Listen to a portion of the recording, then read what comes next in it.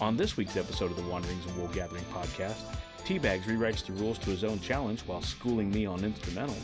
Echo and the Bunnymen are in the mix this week, and Foggy does his best to keep us in line through the show. Welcome to episode 6 of the Wanderings and Wool Gathering podcast. It has been a huge week since our last episode. We had the insanity of the UFC last night, The Walking Dead, and Doctor Who both returned this week. And my beloved Blackhawks lost a thriller in overtime, 7-6. But all the while, music just keeps plugging on, and that's why I'm here with TBags and JPP. What's up, fellas? Yo. Hey, guys. How's it going? Good, man. How was your week, Tony? Oh, it was a week. It was good. How was yours? Yeah.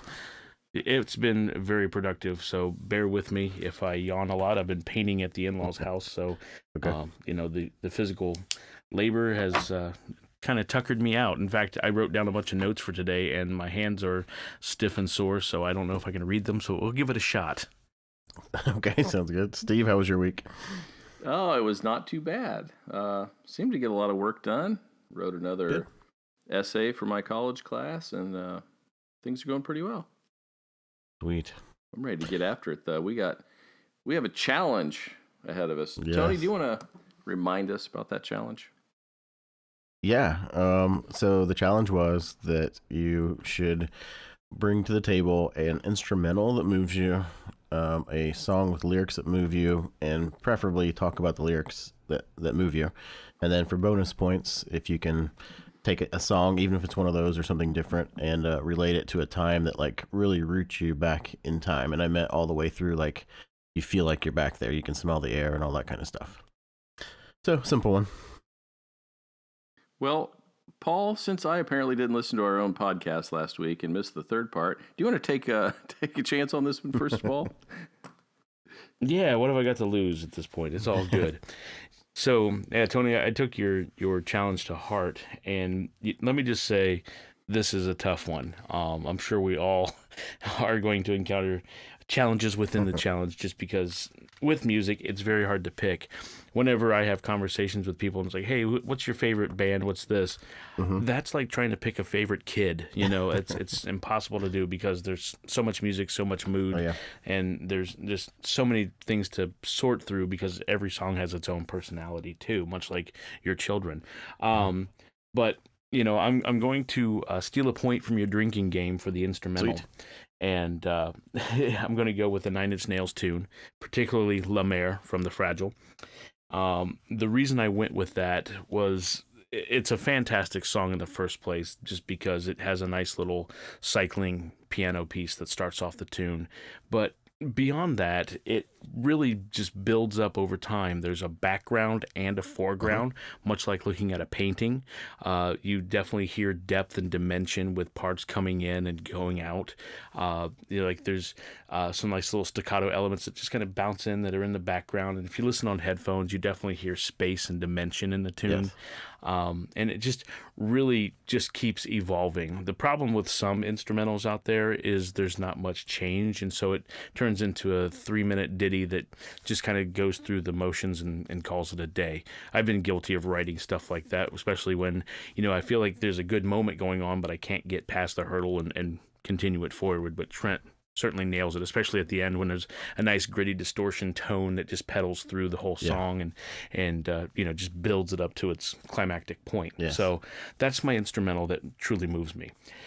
Take a drink on behalf of Tony via me. Everybody pause for a second. Hang on. Here we go. Uh-oh. Mine's already cracked, darn it. Oh. There you go. Man, too bad we can't redo that. I would go at the You can edit it and post. Okay. Yep, got it. That was a great one. So I'm going to stay quiet. I have too much to say about that. Go ahead. Cool. Yeah, we'll interject at the end. For a song with lyrics, this kind of tied into kind of taking me back in time as well. There was a band in the 90s called Drown that I found them on a Concrete Corner cassette. Do you guys remember those? Oh, no, I don't. What was that? Okay, so back in the day of going to the record store, there would be this little bin as you'd work or walk into the door, and you could grab free cassettes. And Concrete Corner was typically one of those that was in there, and it was from a label, and they just put together this compilation every week or month, and it would have various artists for you to discover. And there was a song on there from Drown, and it's what was it? What It Is to Burn was the name of that particular song. So it definitely made me aware of the group. I bought their CD, and it just blew me away. It was produced by Dave Ogilvy. First off, Nice. so it definitely has an industrial vibe to it. Very hard rock, lots of heavy guitar. What's interesting is the singer just really kind of shouted over the tunes, but his intensity and his conviction behind what he was doing really just drove the lyrics home. There was a song called Pieces of Man that was on that album, and the lyrics just really talked about kind of being, kind of effed over by somebody, to keep it kid friendly on here. But there was basically what was it? Scars don't heal when they're formed on the inside. The mind can't kill what it sees on the outside. And of course, with metal and heavier music, there's going to be a lot of kind of negativity and social stigmas talked about in the songs. But the lyrics really just hit home at that time because I was a senior in high school. I was starting to get out into the real world and working a job and starting to interact with people outside of my social circles. And you're just kind of seeing, especially when you're working some of these, day jobs at an entry level, that people really just weren't as kind as much as my community around me. You know what I mean? Yeah. So I just started to get aware and kind of wise up to the fact that sometimes you just got to watch your back, and that music just kind of became an anthem for me that year. So that's that one for me. That's great. And I've never heard any of that really, so I'm going to check our own show Cool. notes Well- for that. Steve, did you know about Concrete Corner? I did not. That's really cool. Yeah.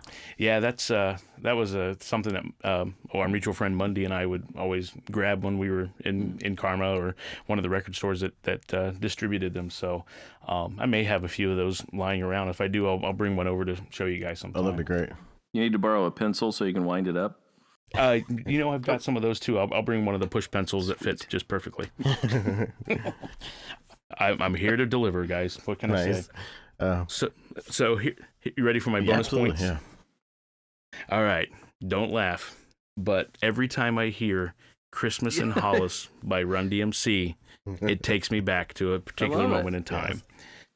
I was in my sister's Camaro. She had a brand new, mid-'80s Camaro, and it was Christmas Eve. We were running around wrapping up some last-minute holiday goodies, Christmas shopping and stuff, and she had her little dog with her, and so I'd stay in the car with him, and she'd run to the store, pick up something, and run right out. I think she already had things pre-ordered and just had to run to the counter, grab it, and get in the car and go. And so that song came on the radio, and that was probably about the third time I'd heard it, and I was fascinated by Run DMC at that time, so I asked her to turn it up, so she did, and so we were blasting that song driving down La Fountain and enjoying some Christmas in Hollis and just being excited for the time with family and the holidays. Paul, That's cool. you know what? I'm not laughing because I can clearly remember playing that song while we decorated a Christmas tree at my house when I was in high school. So I feel you on that song. And I just played it last year for my secretary in the athletic office. She did not enjoy it like we did. Beautiful. That's fantastic. Actually, I mean, Man. I would have never guessed that one, Paul. But I'm not laughing. Really, I'm not.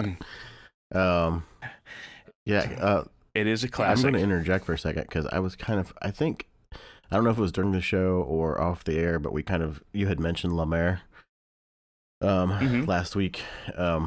And it's, I'm that jerk. I'm that Uber fanboy that's like, oh, well, actually, and so, and I'm not trying to be that right now, but La Mer has lyrics to it. And so it's in French, but I remember looking it up a long time ago. So once you mentioned that, I was really hoping that you'd pick it again just so I could talk about the lyrics on here for 1 second. Did you know it had lyrics? It's kind of spoken in the background, right? Yeah. It's like French. It's a woman's voice. So it's not like Trent is on there singing. But Okay. But what's interesting is the translation is And when the day arrives, I'll become the sky, and I'll become the sea, and the sea will come to kiss me, for I am going home. Nothing can stop me now. Wow. Which, Nothing Can Stop Me Now is obviously a pretty heavy theme within Nine Inch Nails. So, yeah, that's wild. Yeah, because I always kind of considered that more of a sample than the actual like a lyrical movement in the piece. See, we should drink because Paul's talking technical here. Technically speaking, I don't think she was in the studio. I'm too busy over here taking away his bonus points because that had lyrics. No. Wah, wah. I'm kidding. Yeah, but I'm honestly not being jerk because I thought it was an instrumental for the longest time too, and then it just like caught my ear one time, and then I had to look it up. So, well, that I'm enlightened. Thank you. You're welcome. I'm enlightened by the Concrete Corner, which I have been in multiple stores all of my life and never noticed that. So, yeah, Steve, you wanna take a stab at it, and I'll try to correct you on something and be a jerk. Attaboy. I want you to step in and say, actually, at some point during I will. Yeah, I know you will. Okay, so that's 2 drinks. It's about to be 3. There's no way I was doing an instrumental and it wasn't going to be Rush. There's just no way. Right. Exactly. So, but of course there were choices to be made. So in my mind there were really 3.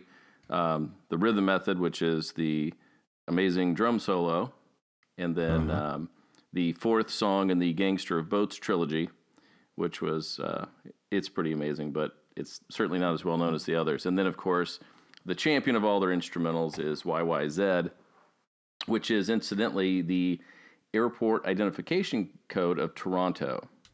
And so the cool thing is as they tell the story, they were flying in after a show and they were coming into Toronto.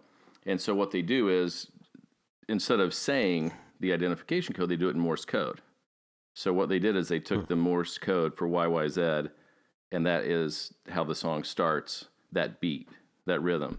It's really cool. And then the rest of the song is essentially just supposed to encapsulate what it means to be in an airport. The comings, the goings, the coming back together with people, the leaving.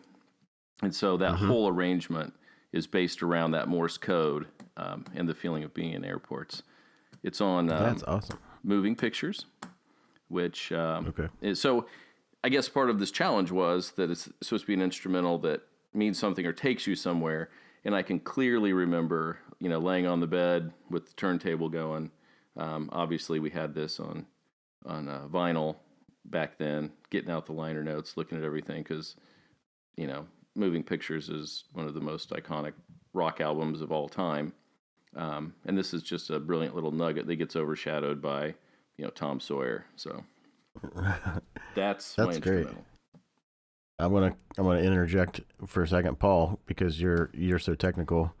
Did you know that about the Morse code? Because I didn't. I did. Yeah, there was a friend of mine that is also a diehard Rush fan who I talked to and said, be sure to listen to the podcast and have your drinks ready. And he, in the past, when he and I were out on job sites and whatnot, we'd listen to various music or talk about various bands. He's really into prog, and he always talked about some of the concepts that Rush employed in their songs. Particularly he was a really huge fan of Neil's lyric writing and just the overall process that Rush used to effectively complete their albums. He knew it by heart. So, Steve, if you ever got together with him, I think you two would drink each other to the floor with this game. I think we're going to have to have a show one of these times, or if I can make it without saying Rush, or Tony can make it without saying Nine Inch Nails, somebody drinks a 6-pack or something. That's right. I don't think it's happening. But, yeah. I'd love to see a show where Rush or Nine Inch Nails is on it. So that's right. We'll see how it goes. That'd be amazing. Oh. Okay, sorry, Steve. I just wanted to get Paul's take on that, but go ahead. What's your lyric song? All right. Well, oddly enough, it is not Rush, because their lyrics do tend to be a bit clunky. They're so story-driven that they aren't the smoothest of lyrics in the world. I can even admit that. So I went 2 different places as I thought about this. Was really hard. I thought when you told us this last week that this was going to be a slam dunk, that I was just going to run right to a song, but when you start thinking about the lyrics and the time and taking you back somewhere, it gets a little sticky. One of my first thoughts was Sarah McLachlan, Fumbling Towards Ecstasy. Nice. And that whole album what was that, 94, I think, or 95. And that was a special time for me and Mary Ann at the time, Tony's sister. And, but the lyrics, as far as that goes, for me, that wasn't going to be the answer. It's amazing, but there are some that are just brutally honest and talk about, losing a loved one or whatever. And that certainly wasn't the time, what I was feeling at the time. I was just amazed by the music. So I went in a different direction, and I went with Mayonnaise. Because that song takes me back to, probably the best of times for me and Mary Ann when we first got together. And I don't even, if you were to say, what's that song about? It's so many different things, it's hard to even paint it. But there's a part towards the end where he kind of rambles on at this point. He says, fool enough to almost be it and cool enough to not quite see it. Old enough to always feel this. Always old, I'll always feel this. No more promise, no more sorrow. No longer will I follow. Can anybody hear me? I just want to be me. And it's like, to me, that's a point in my life where I was ready kind of to take off with not necessarily the new me, but the me that was the second half of a partnership for the rest of my life. And it's not that I was necessarily a follower, but I was a person that I could just be me. Mary Ann allows me to be me, loves me for me, and that song just really, I think that whole thing just kind of encapsulates that whole feeling at the time. And incidentally enough, it's kind of the song that we love together. It's hard to say that's our song, but it's our song. So very cool. That is my choice. Yeah, that's cool. I knew that was a special song to you, but I didn't know the whole story. Yeah. So, I mean, for other reasons too, I just love the sound of it, Yeah. I think Billy is really fantastic with lyrics. I mean, I think sometimes they can get away from him and people don't understand him, but I still feel like he's writing for him and not to be pretentious. I really like how he writes. Yeah, I do too. And one of those songs that just kind of flies under the radar as far as they go is 33. That's got some lyrics that just blow me away. I just the phrasing and the way it's it puts hard, it isn't together. Word choice. Yeah. I mean, and that's, that's just, you're talking about one band, and after you talk about 33, you could probably talk about another song from them and then another band. And this challenge, I think, was very, very hard. Yeah. So, do you have a song off the top of your head that just puts you in a certain place? Or you damn right I do, Tony. Well, then, I'm taking this challenge home. Okay. There's no deep meaning to this at all. This is all cornball. But hey, Steve, before you start, let me do the golf commentary. Sure. Steve's about to drive it home with his Back in Time tune. Don't you forget about me. Yeah. That song takes me back to those early mid '80s. That whole Rat. What were they? They were the Rat Pack, weren't they? Or the Brat Pack. Yeah. Kind of a play on the old Rat Pack. Yes. And songs like that, and I'll Stop the World, Melt with You, 16 Candles, Breakfast Club. That was just such a great time. You're in middle school, It's carefree. Those are some great tunes that will last forever and still sound great. Whenever I hear those, it always takes me back to that time.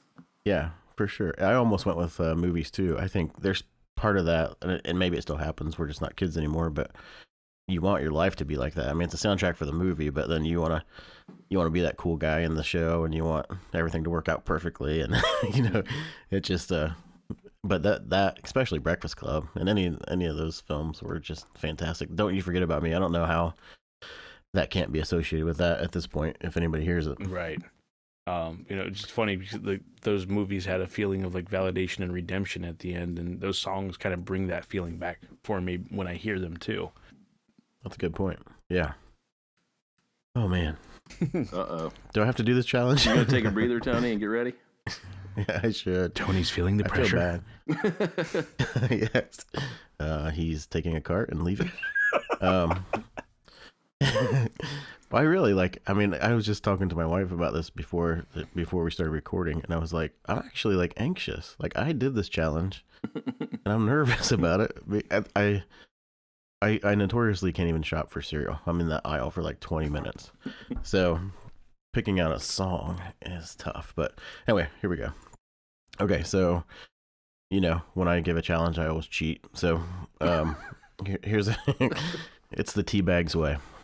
Here's a couple of instrumentals. One is, and I like it for two reasons, but Moonlight Sonata by Beethoven, or Beethoven, however you want to say it. And I love the song anyway. I think that's just what I did notice throughout this challenge is that I think I'm drawn to kind of more melancholy sounds. And so there's just something about how that song is arranged that just kind of, you get that kind of feeling from the opening few notes.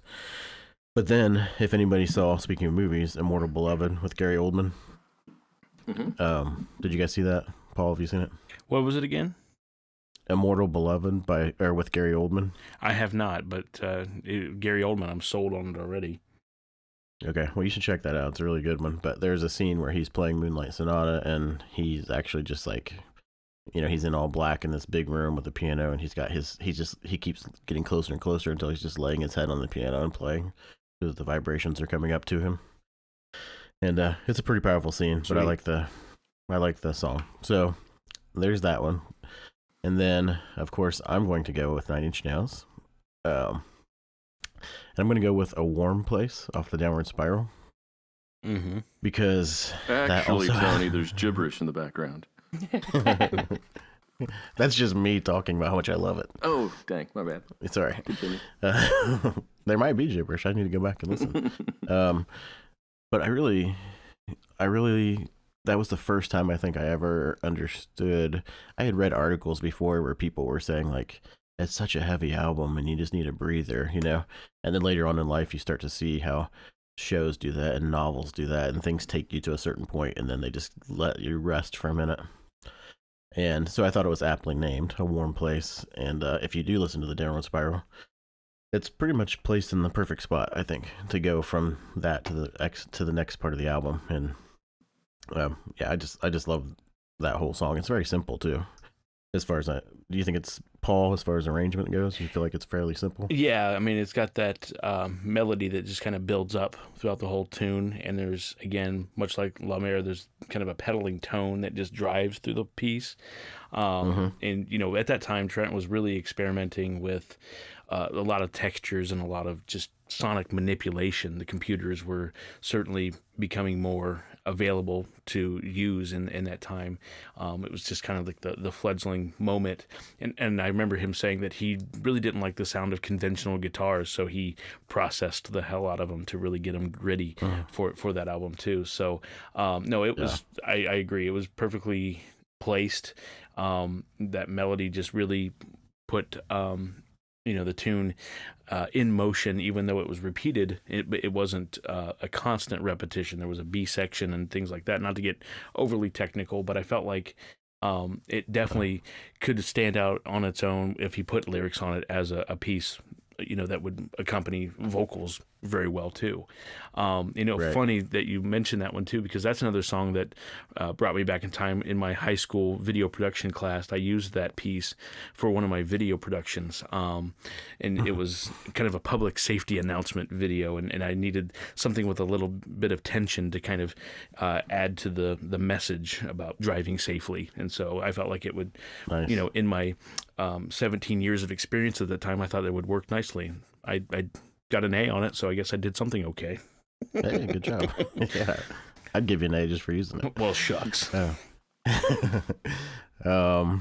Yeah, so Steve, you got anything to say about that one, or you want me to keep moving? Well, all I can say is at some point in my life, I want to use the phrase sonically manipulated. I've written it down. Yes. It's now in the repertoire. Well, you just did. Nice. Yes. Paul, about that, I don't want to stay on this for very long, but about that, when you said like the computers are certainly like becoming more and more part of the picture, that's us as like these older guys, like, rooting ourselves back in those mid 90s. But, somebody that's 20 years old right now has no idea that, like, I mean, they may have had like a really, really small window to sample something, like 6 seconds of something, and actually had to play a lot of the instruments, into something. It's not just a VST or something. Right. I wish I knew the name of it off the top of my head, but one of the pioneering sampling systems from the 80s was this giant keyboard with a computer monitor and a little pen that you could touch to sequence and put your samples. Peter Gabriel used it. Herbie Hancock used it. So it was very, very expensive, but some of the bigger artists who had access to it certainly took advantage of it. Yeah. Well, and here we are recording a podcast in 3 different locations. So yeah, exactly. On my computer, consumer grade computer. Yeah. Lovely. Yeah. Okay, I'll move on to lyrics. And what was hard, I think, for the lyrics, number one, I love lyrics, and I think the fact that I'm in my 40s and I've loved music for a long time, it's like, where do you start? You know, because I'm sure it meant something to me to hear something in 8th grade. You know. Mm-hmm. You know, certainly I could even go with like Madonna "Crazy for You" because I liked a girl, and it, you know, at the time it was like, oh my gosh, these lyrics are so perfect. But so I had to like see what kind of like would go through the test of time. Steve, are you laughing at my Madonna? I was just thinking if you actually picked Madonna, we'd probably have to kick you off the podcast. Okay, hang on a second. Let me make an edit. Tony actually went with Fat Boys Crushin'. Yes, why not? The Jailhouse Rap. See, and I had all of those. Like, how do you not? Okay. Anyway, so, but I do remember, I think, when Pearl Jam 10 came out, that was a big moment for me. And, you know, I'd listened to a bunch of stuff prior to that. You know, like, I think we were all kind of on that same page. Like, Alice in Chains had released stuff. Soundgarden had been on Sub Pop and releasing some stuff. But as far as, like, you know, Alice in Chains lyrics were pretty simple. Soundgarden a lot of times had pretty abstract lyrics. Mm-hmm. And Pearl Jam was kind of like grungy poetry on top of music, you know? Mm-hmm. So in particular, Black and Garden really had that. And that whole, you know, Black, especially with the whole, like, I know someday you'll have a beautiful life. I know you'll be a star in someone else's sky, but why can't it be mine?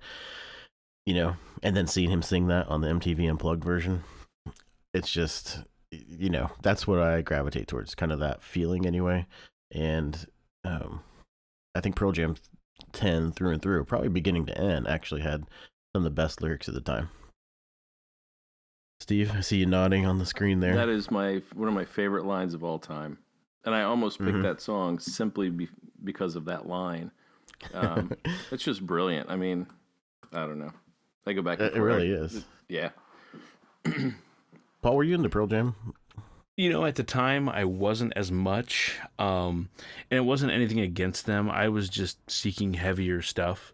What's funny is through this week, like I mentioned earlier, you know, we've been painting my in-laws' new place.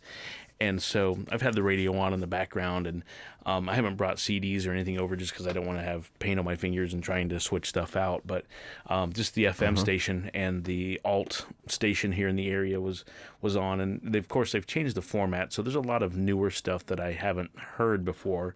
Most of it cool, some not, but they'll still sprinkle some of the quote classics now on there, like Pearl Jam and Offspring and stuff. So Pearl Jam popped up, some Green Day popped up, and I told my wife while we were there, it's like, it's funny, you know, back when this stuff was contemporary, I would kind of groan and switch the station because I'd heard it too much and I didn't want anything to do with it, but now I'm welcoming it. So I fully embrace my fuddy-duddiness, if you will. Okay. Yeah, he went from sonically manipulating to fuddy-duddiness. Stick around, folks. But I have more vocabulary later. Kinda... I've been writing stuff down from my thesaurus. I'm just kidding. Good for you. Good for you. Yeah, and then when I said Garden from Pearl Jam, like one thing particular was I liked a lot of, and still do. I mean, I still like reading poetry, but like T.S. Eliot and Charles Bukowski, and you know, T.S. Eliot was really hard to read a lot of times, but I loved how he would move stuff with punctuation and line breaks. And so I liked Garden anyway for how it felt and how it sounded in the words. But when he would say, the direction of the eye so misleading, the defection of the soul nauseously quick, and he said the word quick very quickly, you know, he just kind of paused. It was like, to me, that's like just those extra little details that mean so much. So totally. They actually sang that when Steve and I went to the concert this past month, and it still was one of those moments. Like, I remember hearing that. I actually was at a campground And I remember hearing that and noting that, and I've liked it ever since. So very cool. Yeah, and I will keep on moving. Are you gonna go for your own bonus points? Yeah, I am going to go for my own bonus points. And it's funny that you guys both kind of mentioned Christmas, because I was only using it as a sample, not as my actual answer. But I do remember like music on in the house during Christmas, and then Alvin and the Chipmunks. Like universally, probably across, well, the universe. That's what universally means. Who doesn't really know that whole Alvin, Simon, Theodore thing? So right. But we were introduced to music back then, so I can say like that kind of stuff roots me in time, but it wasn't really what I was going for the challenge, because I don't know how you guys are, but I can remember a lot of places I was when I heard music for the first time. Oh yeah. But so no, actually I'm skipping ahead. I'm sorry. I have to go with my all-time like lyric thing, but I have one quick story here. And Paul, I apologize because I didn't kind of run this past you, but so for those listening, one of my best friends growing up was Johnny, which happens to be Paul's cousin, and same age, and we were friends from 8th grade on, and I remember getting a call from Paul and he said, and Johnny's dad's name was John, and Paul said, little John passed away. And I couldn't process it. I was like thinking of a rapper, like Lil Wayne or Little something, at the time. Yeah. I really didn't even know what you meant. And I had just seen him 2 days before and just talked to him the day before. So it was like, there was nothing in my mind that was processing that. But after you told me, and I was at work, I left work and, basically told my family, this is what's happened, but don't talk to me. I just need to be alone. And I think that's where music comes in for me a lot of times. Mm-hmm. And so I remember listening to Say Hello to Heaven by Temple the Dog. Mm-hmm. And there's a line in there that says something about like, I never wanted to write these words down for you with the pages of phrases of things we'll never do. And that I'd heard that song a million times before, but that from that moment on, those lines kind of belong to Johnny. So yeah. Yeah, I didn't mean to bring it down, no, man. Kind of. Well, I also want to show the listeners how kind of close these circles are with all of us. I mean, Steve's married to my sister. Paul and I have our own friendship, but we're connected through Johnny and the whole family. And right, and your sister was my art teacher in high school. So yeah, it's a complex web for sure. It is. Yeah, but it's cool. I'm glad for it. Yeah, totally. And that's totally cool, man. I'm glad you brought that up, because I do remember that day very vividly, and I couldn't listen to anything. I needed silence, and it's funny, peculiar, I should say, how everyone responds differently to those types of situations. As a bonus, not to take a ton of time, but after my dad passed away, he loved Tina Turner, and her song "What's Love Got to Do with It" was a song that he woke me up several mornings belting it out at the top of his lungs because it was on the radio. And as a young kid, he was embarrassing me in my own house. Dad, stop that! What are you doing? But it pops up on the radio from time to time, and I just can't help but smile every time I hear it. I think of him. So, that's where music comes in. For sure. I mean, I think people live on through those vibrations too. So yep. Anyway, okay, so let's switch back to Chipmunks before we get all mushy here. Yeah, it's his drinks, man. It's kind of making the mood somber. Exactly. But so like I said before, you can root yourself in time with some of these other things, like hearing Christmas music, and that might mean something to somebody. But for me, there's two things. One is Damien Rice, who I'm a big fan of, and talk about poetry. The guy could not even put the music out, and I would still buy his book of lyrics. But with the music, it always enhances it. But I remember seeing Damien Rice on, I think, Conan O'Brien or Jay Leno or something, and I didn't know who he was, and he was playing a song called "Blower's Daughter," and I was like utterly bored by how repetitive the chorus was. And then I got recommended by a friend one time when I was working at a newspaper in Lafayette, and they said, you got to check out "Cheers, Darlin'" by Damien Rice. And I was hesitant to do it, but I was working like these late shifts, and it was probably 1 o'clock in the morning, and I went out and put some headphones on and listened to "Cheers, Darlin'," which is a song basically. It's actually a good funny song. I'm not going to ruin it. I'll just put a link up there because there's a good one with Damien describing it. But and it blew me away. And that was one moment in time where I learned, like, man, as an artist myself, as a fine artist myself, like, if someone was to judge me on one thing I drew or one thing I wrote, I'd be screwed. But look at the whole body of work, and now he is in my top 10 performers of all time, and one of my favorite writers of all time.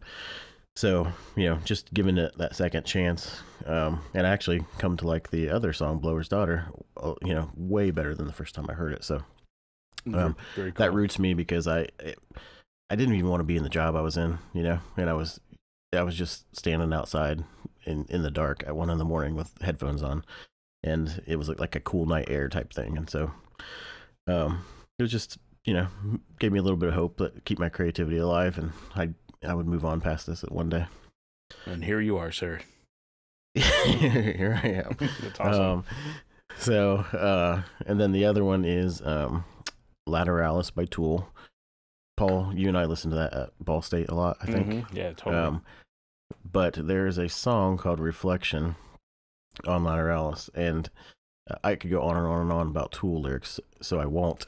But there's a song called Reflection, and I've never been able to. Art means so much to me, and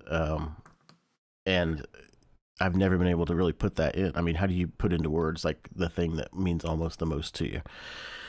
And so, and because I have so many fine details with it, like I feel like it should be given away. At the same time, I think artists should be compensated, and I think it should make change in the world, and it should make waves, but it shouldn't ruin the world. And how do you say all these things? So, right. But in that, he says, in the song Reflection, he says, "In my darkest moment, fetal and weeping, the moon tells me a secret, my confidant. As full and bright as I am, this light is not my own, and a million light reflections pass over me." So on that one, what that meant to me was, oh my gosh, when the moon's bright, it's just reflecting light. It's not even, I don't know why I never put that together in all of the years, but when I finally put it together, it was like, we need 3 things. We need a light source. We need something, and I call those the artists, to reflect it and not claim it as their own. And then you need somebody to receive it, to see that light, Mm-hmm. And so as the song moves on, he says, and as I pull my head out, I am without one doubt. I don't want to be down here feeding my narcissism. I must crucify the ego before it's far too late. I pray the light lifts me out before I pine away. And so crucify the ego before it's far too late to leave behind this place so negative and blind and cynical. And you will come to find that we are all one mind, capable of all that's imagined and all conceivable. And so it really just embodied art to me. Art is this energy, and it should bind us all together, and it should be claimed as your own. And, everybody should just kind of, let it do what it's got to do. And all the way through to this ended up letting, I have a big tattoo on my back, and I've incorporated some of this into it. It meant that much to me. It took 10 years for me to even pull the trigger on a tattoo, let alone have something that had to do with lyrics. So there you go. That's awesome. Yeah. And, it makes total sense that Tool would have a perspective like that, considering Maynard James Keenan's kind of antithesis type nature, you know what I mean? Where he certainly kind of goes against the grain of conventional or contemporary standards of art, you know what I mean? So, yeah, for sure. We'd had some conversations outside of the show where I recently discovered that he was involved with, like green jello, or now green jelly as they're called, and things like that, where it was, certainly just a mockery of the kind of the industry in LA and things. And so, no, that makes perfect sense. Yeah, I know. I'm glad it makes sense. It's just, and when I said it rooted me in a moment, I don't know if you guys have had this before. I particularly remember being, at my place in Muncie, but also just that, when you it's like when something gets revealed to you, like those chills you get, or when something just completely clicks, it makes sense, and all the other superficial stuff is pulled away, and you get a glimpse at something that is a universal truth. Yeah. That was the feeling I got, and I just remember laying there and just, I don't know, and it's just, that feeling has never left me. Every time I hear the song, it's the exact same feeling every time I hear it. Beautiful. That's awesome. And, it makes me wish I had the energy to stay up till about 4 o'clock in the morning and listen to that album tonight. But alas, I do not. I know. I'm just trading later years in life. That's right. That's all I'm doing. Stevie, what do you think about? I mean, you don't have to weigh in on a huge commentary, but I know you're a lyric guy. I mean, and I know you like Maynard's writing. Yeah, Any thoughts? I always find it interesting because one of the complaints you see online is that people say he's pretentious or whatever. He's kind of phony guy. But I think the lyrics are just challenging and heady, and you kind of have to dig into them to really pull the meaning out of them, which I think is essentially what the best lyrics do anyway. Sure. I mean, I don't need a story told to me directly in music. It's like poetry, and I'd like to take my meaning. And I love it when artists won't tell you the meaning of a song, because Yes. that song then becomes theirs only rather than everyone's. If everybody can, glean their own meaning, then it's suddenly everybody's song. And I love that idea. So Maynard definitely pulls that out. Cool. Yeah. And just the other little last fun fact on the whole Tool thing is that, I don't know if this is true or not, so it could be internet rumor, but Tool is supposed to represent Maynard writing from his masculine side. Perfect Circle, he writes from his female side. And Pucifer is supposed to be like an area to just kind of explore and have fun and even incorporate humor. So, leading those three bands, I think he's found a way to get some balance and not be locked into one thing. That's very cool. Yeah. But they all share excellent writing. So Yes. That is true. All right, Tony, are you done? Or do you have what are more? you saying? What we found on the show, folks, is that there are rules and then there are Tony rules. That's right. So, yeah, if it's a Tony challenge, expect the show to go over by 45 minutes or so. No, it's great. I tried.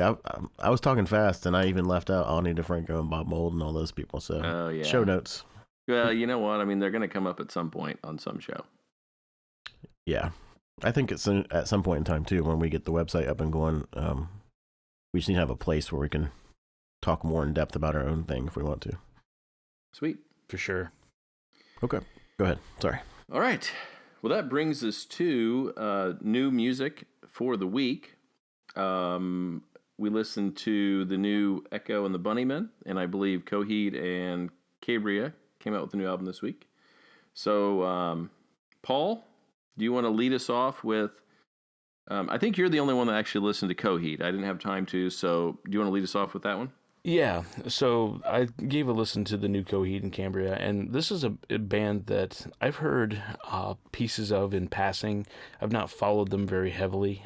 Full disclosure, it's not been something that I've really been into. The band sounds good, don't get me wrong, but there's just certain styles in rock music that I just don't gravitate toward. And it's, not me trying to sound negative or just, basically it's just not my thing. But I gave this album a listen and went in with an open mind, basically, meaning that I didn't go in with a heavy expectation or expecting them to do anything different. I kind of read ahead about it, and it kind of falls into their concepts with comic storylines. But the thing that stuck out to me was it really didn't take off to me, meaning the pace stayed pretty consistent. The dynamics stayed pretty consistent as well, meaning that there was just a drive that I didn't hear much change in like getting more mellow and building up or anything of that sort. I just heard some riffs and the singing. And so, I didn't go into it with like a full set of ears. I was certainly busy while I was listening to it too, and I should give it another listen. But my initial impression for my tastes was that it just kind of went through the motion, but it didn't really have any kind of epic standouts or any songs that really gravitated or captivated my attention in the grand scheme of things. So would you go ahead, Tony? Oh, go ahead, Stevie. No, go ahead. I was going to ask if you were going to rate it. Same here. I'm gonna give it probably a more thorough rating down the road if we talk about it again. But my initial impression, I'm gonna give it 2.75. 2.75. All right, I will check it out this week. I had meant to, but I just didn't get around to it. I actually fell into Echo and the Bunnymen quite a few times over, and then even dug into some, kind of like recapturing some old times. So I just didn't get around to it, but I will next week. Cool. Yeah, and I think some of those things, just to mention that we're in a lot of different places now, and Facebook being one of them. I think maybe we can throw some extra reviews on there, some extra thoughts on Facebook, so and have people weigh in. Yeah, totally. I'm into that. For sure. Well, I'll go ahead and lead off then with the new Echo, and Cool. Paul, you can join me. I was kind of excited about it because I didn't follow all the way through. My time with Echo was really in the mid to late 80s, early 90s, kind of in that Smiths time. You've got that amazing Ian McCullough voice, and you've got those songs that everybody remembers. And so I was kind of excited to get back in and check this out. And when I started looking at the list, I noticed that there were only 2 new songs on the album. Everything else was an older song, and they were called Transformed. Mm-hmm. And so I was like, okay, I'll give it a shot. And so I started listening, and they're super familiar, but there were some definite changes I thought that really, I think, enhanced the songs, or maybe even worked better with his, he's older now. They came out in 1978. Obviously, his voice has changed a lot since then. You can't be 60s or 70, and have that same voice. So Right. It's a little raspier now. Still sounds amazing. The classic. So they transform their own songs? Yes. Mm-hmm. But it wasn't, so not remixed or anything. I mean, they actually just re-recorded them? Yes. Yeah, re-recorded them. Okay, cool. And Sorry, go ahead. And they added some different things. Lips Like Sugar sounded very similar. I don't know. I think that's probably their most popular song or the most recognizable. But like the song Rust, which is really kind of a slow song. It's obviously a sadder down tune, but they added these kind of sad, soft horns to it that weren't in the other version, and it was really good. I mean, it made sense in the song, matched his older voice now. I thought it was really cool. They added a lot of piano to Killing Moon, which sounds amazing. Bring On the Dancing Horses really sounds good. That was one of my favorites from back in the day. But I really was kind of it was almost like listening to a new album, even though they were old favorites, So it wasn't just a retread, which is what I originally thought. And as for the new songs, The Somnambulist and Far Away, nothing new. They're good. They sound just like the other songs. It's like nothing's changed since the beginning of time. They really fit well into the scheme of the whole album. So I dug it. What'd you think, Paul?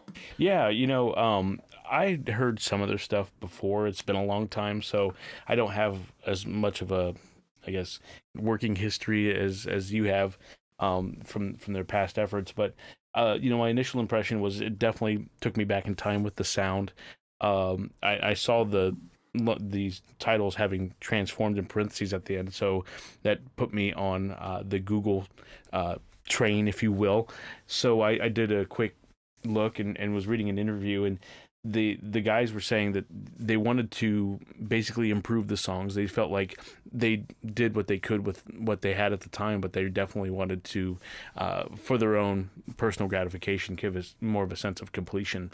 And it was interesting to hear kind of that vintage style per se, but with just modern production. So things were more, clean and clear with, higher sample rates and digital recording. But, the 2 new songs, like you said, they certainly fit the mood very nicely and just kind of stayed true to the band's overall sound. So I feel like that probably transforming the songs really inspired them. And so when the new songs were written, I could be wrong, they could have been written first for that matter and inspired the transformations, but nonetheless, the process certainly complemented the project as a whole.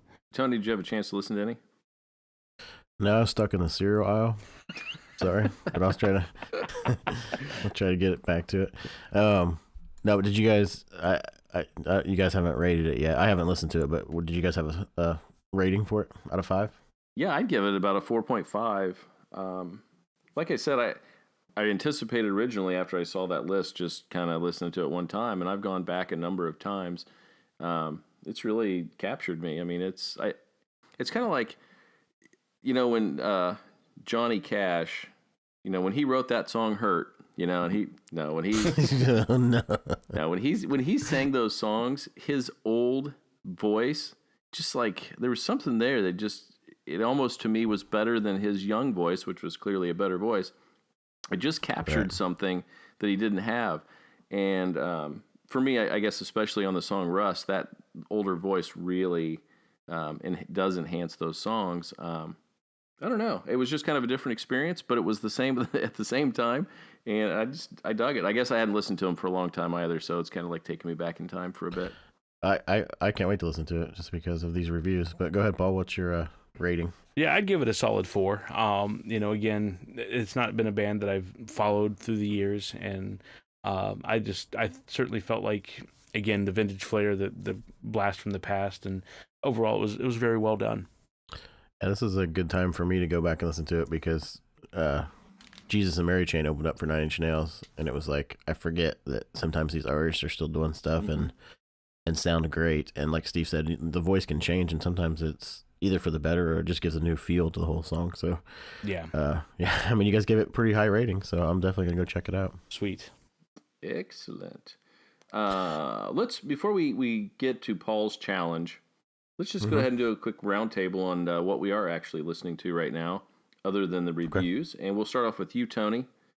Okay. Like I said before, I try to kind of use this space to get away from the things that were in the reviews or the challenges. So it's kind of a newer what I'm listening to in my car or whatever. So right now there is a song called Pretty Waste by Bones, Despicable by Grandson, and a song called Unforgiven by Ruby Friedman and Two Beards. And we'll post links to those, but all fantastic songs. Very nice. What about you, JPP?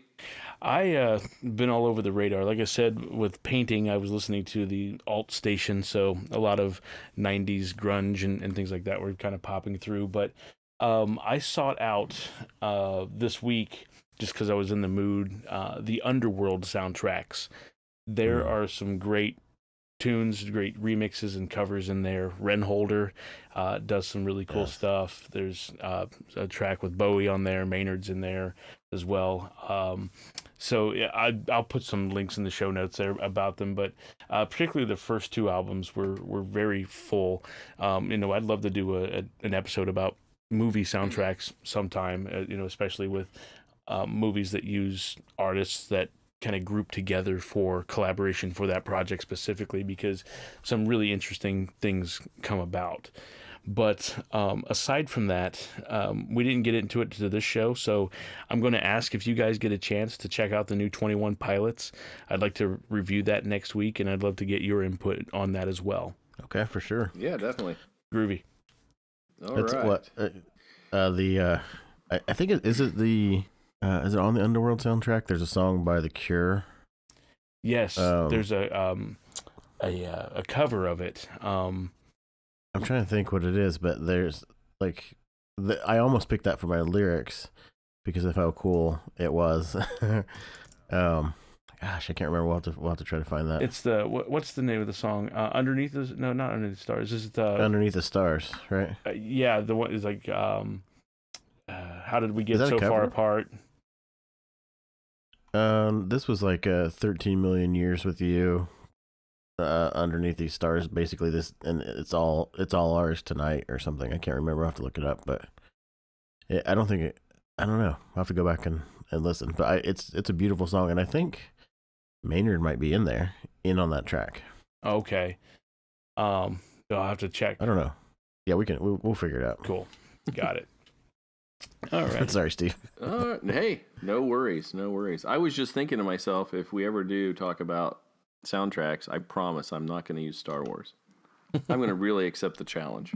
So awesome. Really? I'm breaking out.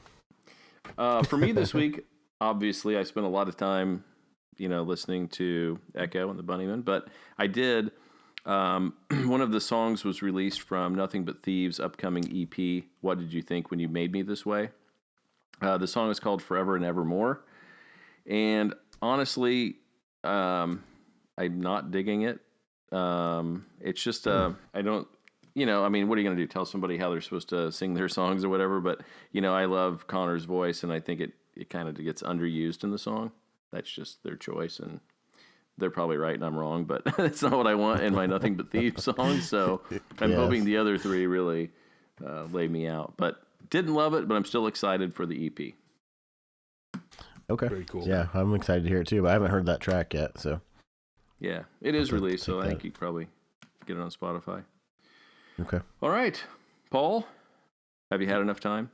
I've had enough time to come up with a challenge. It's challenging to come up with challenges, folks. So if you're listening and have some ideas, not saying that we don't want to do the work, but we would love input as well, because this is a community, and we definitely would love to have you join in on the conversation. I'm not copying out, for real. Excuse me. So here's my challenge. Can you come up with an album that was highly anticipated by at least yourself, that you were very anxiously awaiting, only to be completely let down when you finally got a chance to hear it? Ooh, that's a good one. Well, I know Madonna has done that for me. The answer is definitely not Rush. No. That's a good one, Paul. Cool. That is a good one. Yeah, I'm Challenge going to have to do some soul searching on that one myself. So I'm challenging myself here. Yeah, I guess it'll have to throw us back a little bit, because other than the Tool album, there's not a lot of anticipation these days. Right.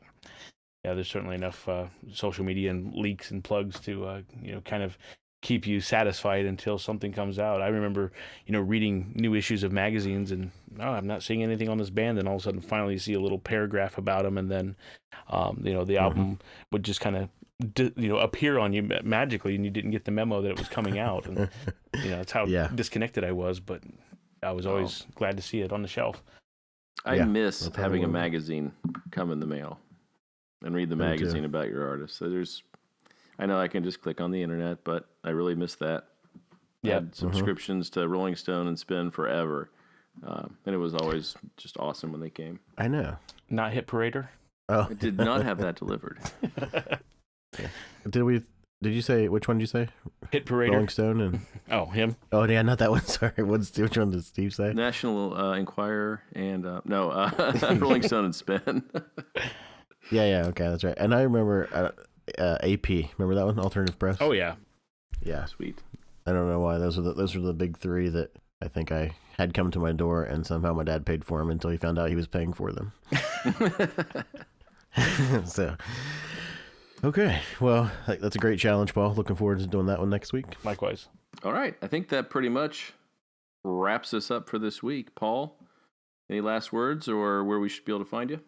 Yeah, you can find me at justplainpaul.com. If you just go to any of the social networking sites and put Just Plain Paul at the end, you'll find me. Also, be sure to follow us on Instagram at Wanderings and Wool Gathering. We do have an account there, and you can find us on our Facebook page at Wanderings and Wool Gathering as well. Very good. And I am still doing the email thing, so TBags at wanderingsandwoolgathering.com. And I'm going to do the same kind of plug there. If you find us on Facebook or Instagram, please interact with us. Let us know what you're listening to, or what challenges we should do, or what you think of the show. Excellent. And try to type in TBags at Wanderings and Wool Gathering without smiling. I dare you. Try to Google T-Bags. Please don't.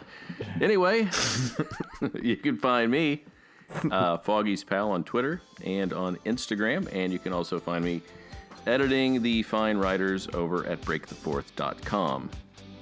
And I think that's it. Thank you all for listening this week, and we will see you again next week. Hey peeps, the Wanderings and Wool Gathering podcast is now on iTunes. Give us a review and rating there. We would love your feedback on the show. Also, if you're on Facebook, you can find us at Wanderings and Wool Gathering. Please like, comment, and share the content with your friends. And on YouTube, you can hit that subscribe button, like, and comment as well. We would love your feedback in regards to the topics we cover in the show, including your own suggestions for review. There's lots of music out there, and we would love to talk about it. Thanks again for listening, and we will catch you next week.